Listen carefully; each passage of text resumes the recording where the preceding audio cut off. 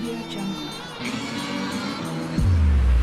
well, here we are, episode 4 of Spoken Freely, and this is an exciting episode for multiple reasons. It's exciting because after a bunch of uncertainty, here we are, high school football starts this week, and if there's anybody that might be more excited than I am, it might be my guest, and that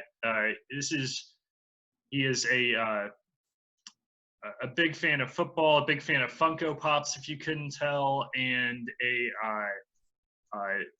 the prince of positive thinking. He is the sports editor of the Claremore Progress. Kevin Green joins me. Kevin, first of all, thank you so much. This has been a long time coming, and I say a long time coming. We've only been doing this for 4 weeks, but I feel like ever since I started thinking about doing a podcast, you were one of the first people I called. Yeah, you told me about it back when you came to Claremore a few weeks ago, and ever since then I was just excited because I always wanted to start I did start my own podcast last year, kind of fell through a little bit, so you kind of have inspired me to get some ideas kicking around to start my own podcast again this fall, so I appreciate you bringing me on. Yeah, and for those who don't know, we go back a little ways. Kevin, straight out of college, you got hired at the Lawton Constitution. We were coworkers for almost 2 years, and then you abandoned us. How dare you, for Claremore? But always enjoyed working with you. And I say Prince of Positive Thinking. I've rarely seen you straight up angry, and I think that is one of the best things you can say about somebody is that they are just always happy or positive. And whenever I see you, you have that grin on your face with a little mustache for a hat. And so, again, I really appreciate you being on. And like I said, you are one of the more passionate people I know when it comes to high school football, when it comes to voting in the AP poll. I think I forgot to vote about half the time last year. And you always made sure that you did. And I think that's awesome. I think when they give you that kind of power and that kind of responsibility, it is important. And that's why I did feel bad when I would go home at the end of the weekend and be like, oh, crap, I didn't do that. Some poor team out in eastern Oklahoma is going to be sad because they didn't get that one first place vote from this guy. But when it comes to covering high school football, you, like myself, didn't necessarily. Well, you did play for a little bit, correct? When you were in high school. Right. Yes, I played my freshman and sophomore year at Carl Alberts, and then I just kind of realized, for one, I liked running better. I was more of a track guy. So then I decided I wanted to use that fall season to run cross country to get ready for track. And then also, I was the leading tackler on the freshman team, but those kind of things don't hold up once you get up with the big boys. And I was just always so slim, and all the people around me, they were gaining weight, getting stronger, and it just wasn't happening for me. I was getting manhandled in practice by some guys who weren't even starting. So I was just like, I think it's time for me to move on to something else. So, and that we all reach a point where we realize when I think understanding our athletic shortcomings, or our limits rather, is very important. And I grew up wanting to play football. I had a bunch of friends playing, whether it was Pee Wee or we had the Arlington Optimist Club. Most of the guys that I played baseball and basketball with were on the same football team, and I wanted to. I also happen to have back issues, and doctor was basically like, if he gets hit a little too hard, this could be really bad. And so I think better judgment prevailed. I might have been angry at the time that I didn't get to play it, but it's I think that some things happen for a reason. Well, it is. For a while, it looked like you and I might not be the only people not out there playing football. It looks like nobody might be playing football this fall. Thank goodness that doesn't seem to be the case.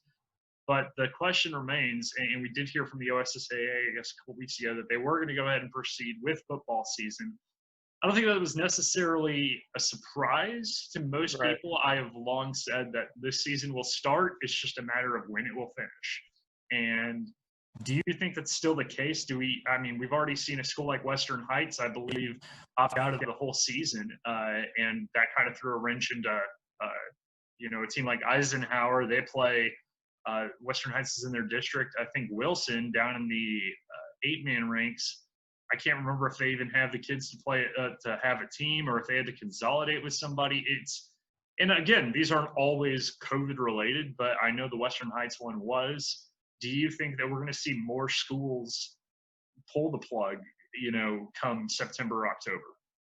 That's a good question. With Western Heights, I thought I remember reading that they're just canceling on a week-to-week basis. So they're going to decide each week. It's not a completely done deal. So hopefully those kids can still play their fall activities. And I know that things are just now getting started for them. So, but, I think that most, if not all of the athletic directors around the state, I think that they all want to play.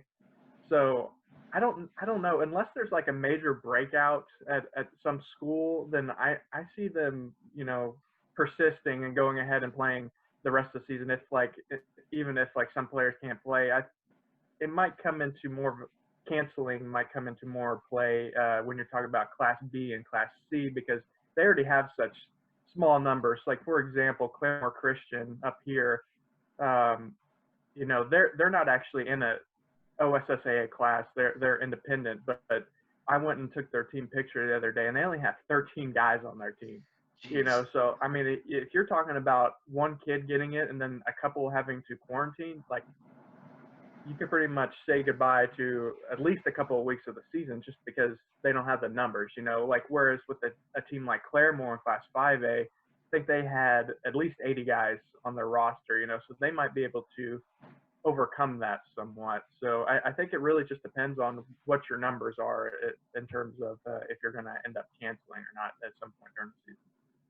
No, I think you're absolutely right. I know last year, a school like Temple down here, they just didn't play because they didn't have enough kids go out for football.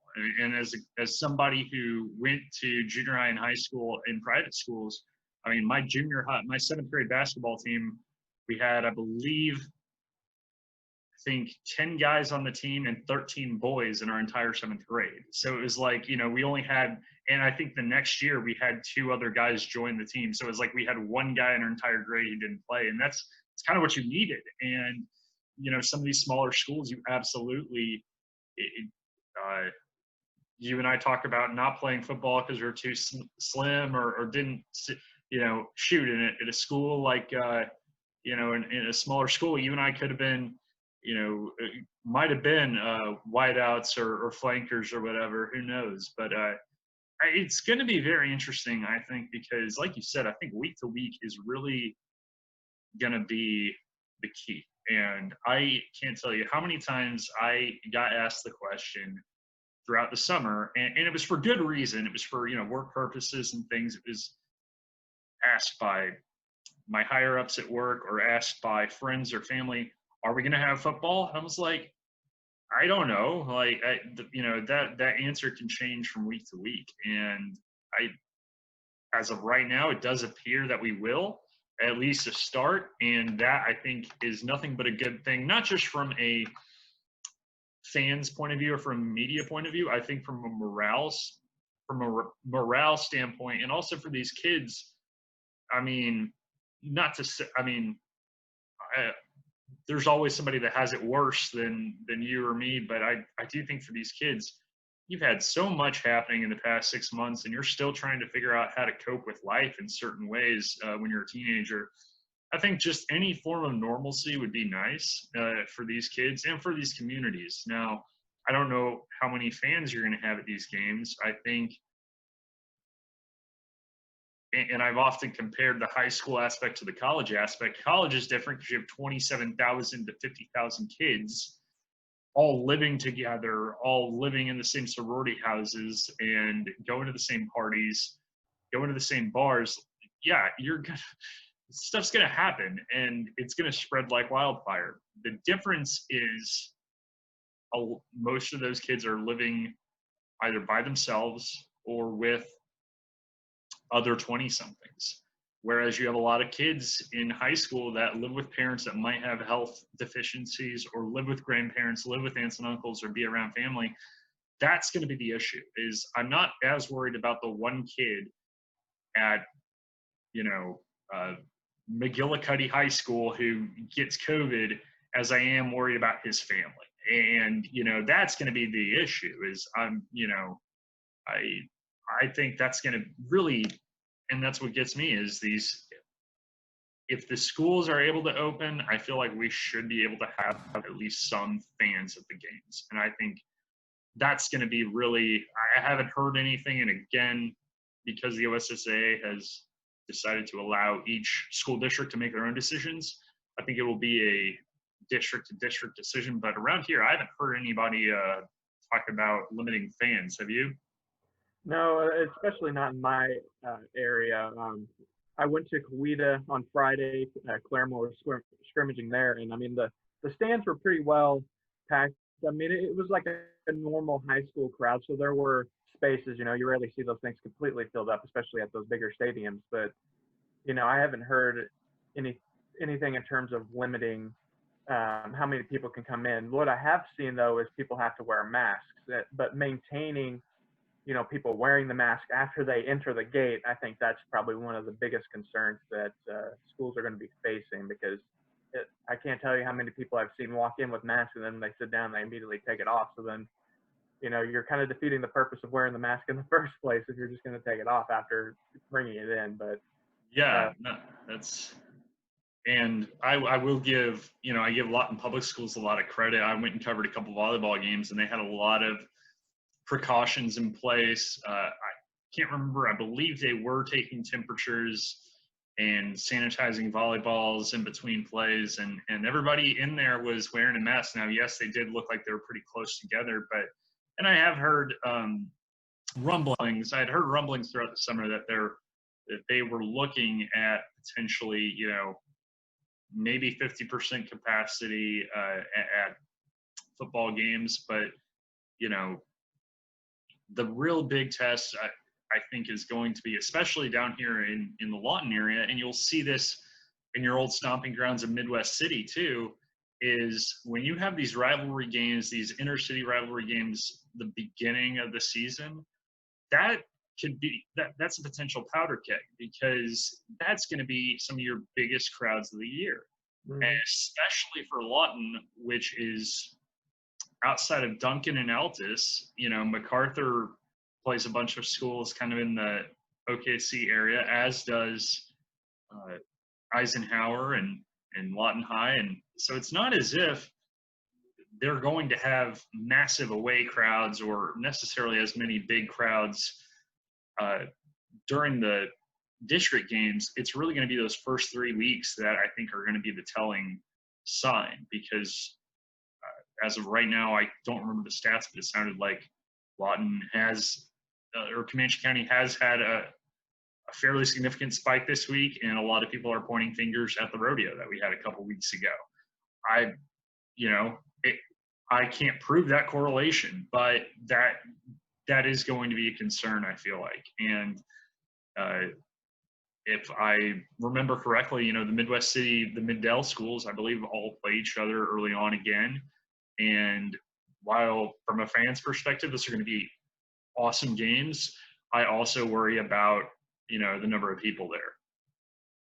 Yeah, those games are always going to be packed. Like, even when I was in high school, we didn't play Del City and Midwest City regularly, but we did scrimmage Midwest City once. I think this was my sophomore year, I think. So this would have been in 2010. We scrimmaged at Midwest City, and I mean, it was packed just for a scrimmage, you know. And now they're playing, you know, in the first couple of weeks of the season every year, it seems. So, you know, I definitely see your point there, but I think it's doable, you know, especially a couple of weeks ago. You know, I was at the All-State football game in Shawnee, and I mean, those stands were completely filled. I mean, there was very little social distancing going on there. Everybody was wearing their masks though, so that was something. But I think it's doable for sure. And I do hope that the season continues, because I don't know, again, I don't know how long you wait till, if you shut it down, how long do you wait till you don't have any cases? Okay. And then if you get another case, what then? Are you going to just stop playing? It's going to be very start and stop unless somebody just kind of throws it to the wind and says, okay, this is going to be, and I find that very interesting that at the beginning of all this, when people said, when people, certain people said, if we want to build herd immunity, yes, some people will die, and saying it very bluntly, people were ridiculed for that. And people were, it's like, how can you be so callous? Well, at a certain point, we have to look at the cold hard facts that, are we just going to let this control every, waking moment of our lives? Or are we going to let it, and so that's going to be very interesting. And as I've said before, the difference between the high school and, the pro ranks, you can't have a bubble necessarily. You're not just going to put all the teams from, District 4A1 in, just, all right, everybody meet in Chickasha and we're going to just play football for the next, no, you can't do that. And it's going to be very interesting. So, well, as I mentioned earlier, you are a voter in the AP high school poll, as am I, and I find this time of year very odd because you and I especially, if you're in the OKC area or the Tulsa area, those schools already have a lot of exposure, it seems like, but also you're getting to see more schools, it feels like, because you're more centrally located, or it's more of a hub. As for you and I guess more so down here, you just don't see a lot of these teams play. So when it comes to voting, you really do go based off of a lot of things that are, that you find, whether it's in the Oklahoman or OK Preps or the Vite Pigskin Preview. And that is fascinating to me, that these publications that are often going based off of record or opinion, honestly, can be so influential. And, if you or I haven't seen, well, that's a bad example because I was going to say Edison, but you have seen Edison play because they play Claremore. But, Right. If I've never seen Edison, but somebody in a magazine or on a website says, well, I think they're the 8th best team in the state, I'll be like, sounds about right. I don't know. And I think that's very interesting that you do have that kind of power. And I remember our good friend Seth Olson getting upset a couple years ago that, certain area schools were not getting the respect he felt they deserved in the polls. Well, if you never see a team, that's really hard to determine. And I think a lot of it comes down to exposure. And, if we are able to maybe get more games on TV or streaming, I think that'll go a long way. Because I know I've been able to do that. You can go on, the Oklahoma Sports Network, are good friends there. I know whenever Kendall Daniels was making his recruitment decision, I forget it was Beggs, I think it was Beggs Public Schools streamed a lot of their playoff games. So I was able to go back and watch some of the highlights from that. And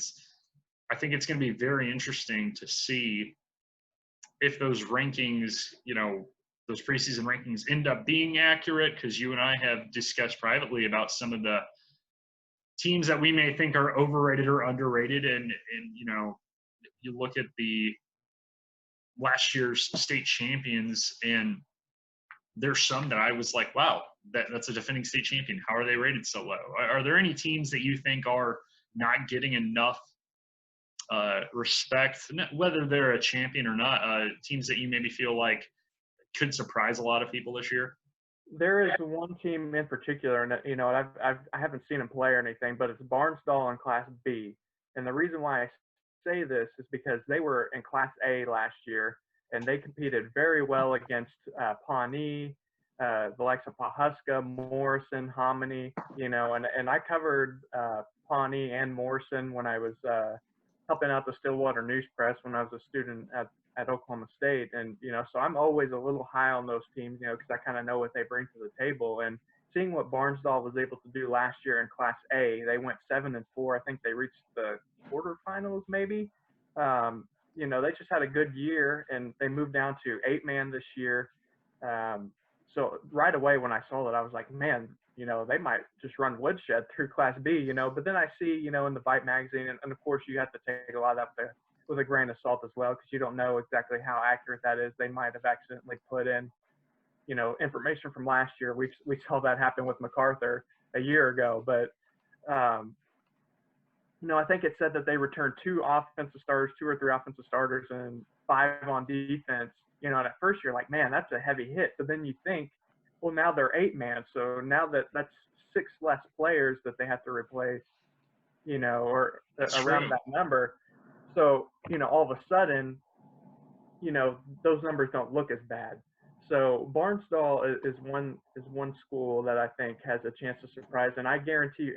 And I'm just gonna I'll tell you right now, it might be bold, but I voted them number 1 in Class B, even though I don't know exactly what they bring back, and I know that might be disrespectful to Shattuck, obviously, but Right.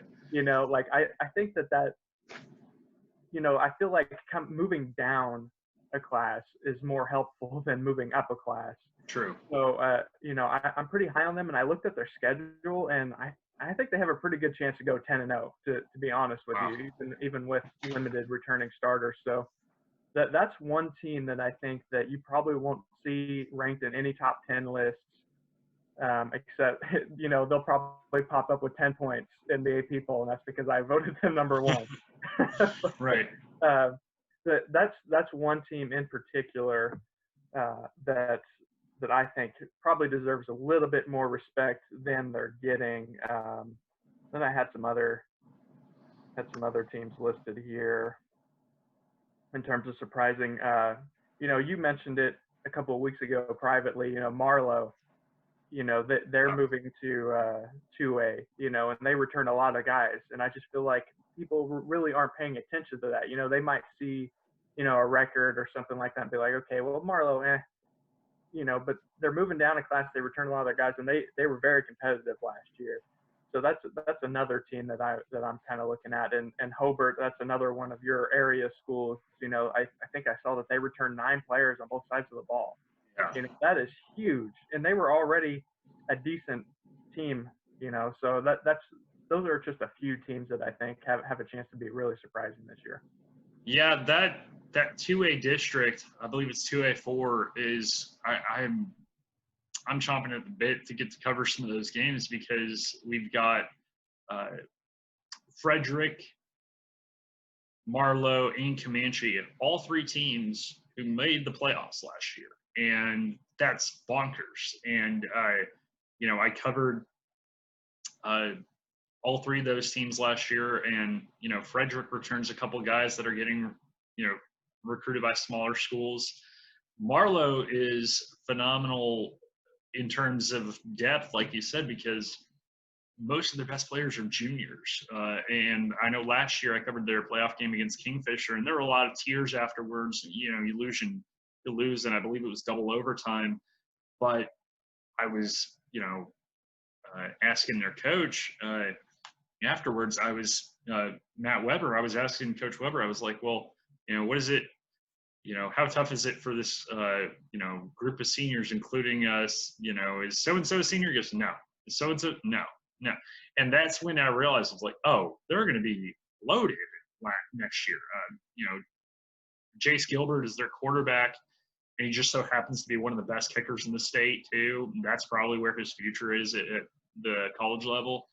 Chase Knight, kind of your old school running back, saw him get whatever it was 25 carries against Kingfisher and just didn't tire out. And then, Comanche's a team that I saw in the season opener just could not get any offense going. I left that game thinking, God, it's going to be a long season for them. Well, they turn around and win, I think 5 of their next 6 or their next 5 games, and I think 4 of their opponents they shut out last year. And so, and also you mentioned Class B. I don't know what Cherokee brings back, but it seems weird to say that somebody's underrated at number 2.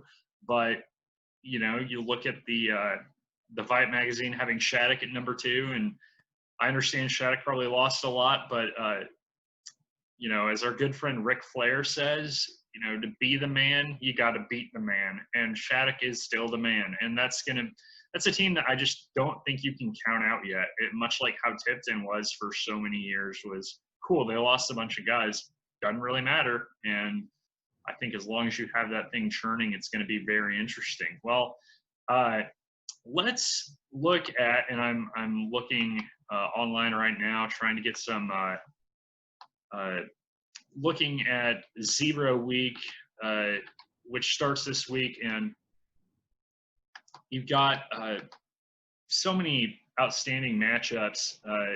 And do you already know? I don't know how many of your local teams play. Do you already know which game you will be at this week?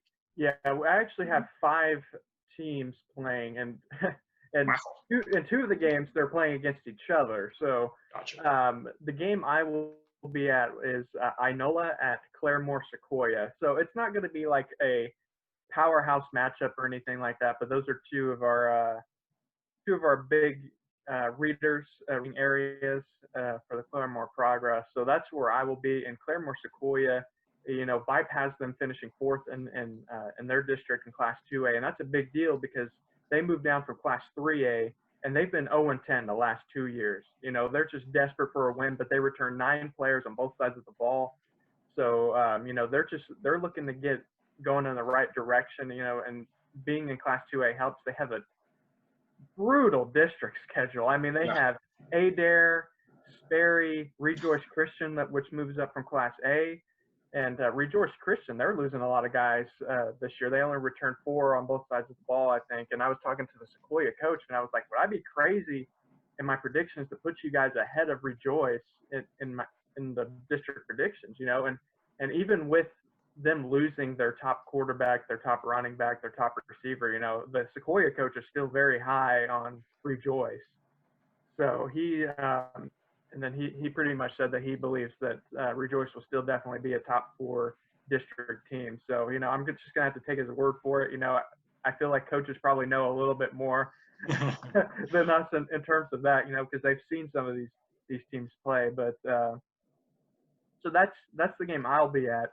And then we have a 8-man game that'll also be going down. It's a Foyle versus Claremore Christian, and they've played. This will be their 3rd straight year playing in week 0, and I mean, you just don't know what to expect in this matchup because the first year Foyle beat Claremore Christian 50-6, and then last year Claremore Christian beat Foyle 50-12. So I mean, just complete polar opposites in terms of that matchup. So I don't really know what to expect there. They both bring back about 5 starters on both sides of the ball, which is pretty good for 8-man. So those are kind of the big matchups that I'm looking at in terms of my coverage area. But then, of course, there's obviously other games going around the state that I definitely wish were in my coverage area so I could be there. And one that really stands out to me is Union at Bixby.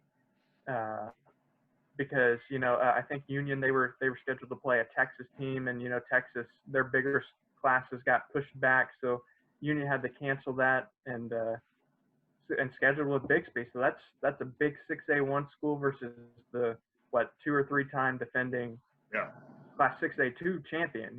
So I mean that'll be a big matchup. And but what about you? What are some matchups you're excited about? Where are you headed? Well, that's a $1 million question. No, I do believe. One game that I wish I was at, I will not actually be at though, because it's on the road. Is week 0 Cash heads to El Reno, and that is going to be. That's a fire matchup right there. That could be a firecracker. I mean, that one, you talk about offensive firepower. Obviously, 2 different types of offenses.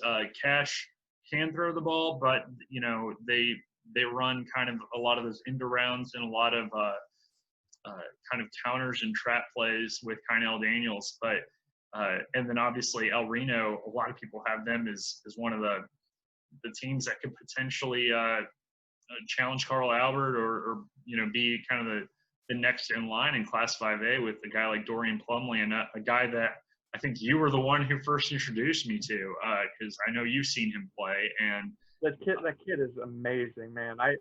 It was so I guess it would have been the 2018 season. It was El Reno versus MacArthur. The winner gets the final playoff spot, and I think he ran for like 399 yards and 4 touchdowns. I mean, the dude was just ridiculous, and I didn't realize that he was so young, and he's still there. El Reno brings back all their guys, so I definitely think that they have something to say in Class 5A this year, and Cash too. I'm always excited about them. Seth got me excited about the Bulldogs a couple of years ago, and I've been high on them ever since. They're one of my surprise teams, that I didn't mention a little bit ago. I think that they can make some noise. They got some good returners coming. And of course they got a tough district, so they got to get through some of those. But they did it last year. They got their first playoff win, and since before either of us were alive. Right. Yeah. Or maybe, I don't know. You might have been. Hey, I'm not that old. No, I think it was 1983 was the last time they won a playoff game. Yeah, come on now. Showing my age a little bit, but no, that was one thing where I pulled up. I have a Google Doc here where I pulled, and again, this is just based off of OSSArankings.com. So not all these are necessary. I don't know if the Cash El Reno game was listed on there because some teams haven't put their schedules on the website or whatever. But I pulled, I think probably about 9 to 10 matchups that I think will be, really interesting to watch. One to keep an eye out on, really sneaky. Well, actually a couple here. Each includes one of the Bishop schools, as Bishop Kelly takes on Podo. That's at Bishop Kelly. That's going to be very interesting because I know Podo lost, another team much like Shattuck, where I think, okay, you can rank them low, but I still think that even though they lost a great senior class, I think they can still compete for a state championship. 4A is going to be very interesting. We'll get to our class-by-class predictions in a moment. But Bishop McGuinness, you lose, obviously, a superstar in Dominic Richardson, but that's a program that just seems to reload every year. The other one, or I'm sorry, that was Bishop Kelly. I spoiled my next one. Bishop McGuinness, I am high on Bishop Kelly, though, as well. And Bishop McGuinness hosts Muskogee, and that is going to be very interesting because I think Muskogee is a team that could surprise a lot of people. When I had Jacob Unruh on the podcast a couple of weeks ago, and I can't remember if this was during the podcast or off the air, so to speak, he was talking to me about Ty Williams, the athlete that's committed to Oklahoma State, and you see a lot of this in high school football is, some of these schools, if you have just a decent quarterback, sometimes the best move is to just take your best athlete or best football player and just put him at quarterback and let things happen. And you kind of see that in Booker T. Washington with I believe Gentry Williams is going to play some quarterback for them again. And I've heard, he's definitely not going to get recruited as a quarterback. Well, Ty Williams, definitely more of a safety probably at the next level, but does a little bit of everything for them. And they return, I think, 4 or 5 other guys who are getting recruited by at least small colleges. And that's an area that really has produced some blue collar tough guys. And other games to look at, you mentioned Pawnee earlier. They host Washington from the 2A ranks. I think that could be a very interesting game. One that I've been licking my chops over, Beggs versus Lincoln Christian. Yeah, Beggs has, I believe it was Beggs, has just a murderer's row of a non-district schedule. And was it them or Lincoln? Might have been, it was Lincoln Christian, plays at Beggs, hosts Jones, and then goes to Vian. And best of luck. I think that'll be good for Lincoln Christian because they return like barely anybody from last year's state championship team, so they're going to need to be thrown into the fire a little bit. So I didn't have them ranked high in my ranks. I think I just put them in there just as a courtesy. They might be a top 10 team, but just losing all that talent, I'm sure that they'll reload. But there's just that class is just so deep this year. I just struggled to find a place for Lincoln Christian in the top 10. So I just threw them in there toward the end, because you're a state champion, you deserve some respect. But that they very well could go 0-3 in those games, because those teams that you mentioned, they bring back a lot of teams. They're going to be ranked highly in their respective classes, So Lincoln Christian definitely has their work cut out for them here in the first few weeks.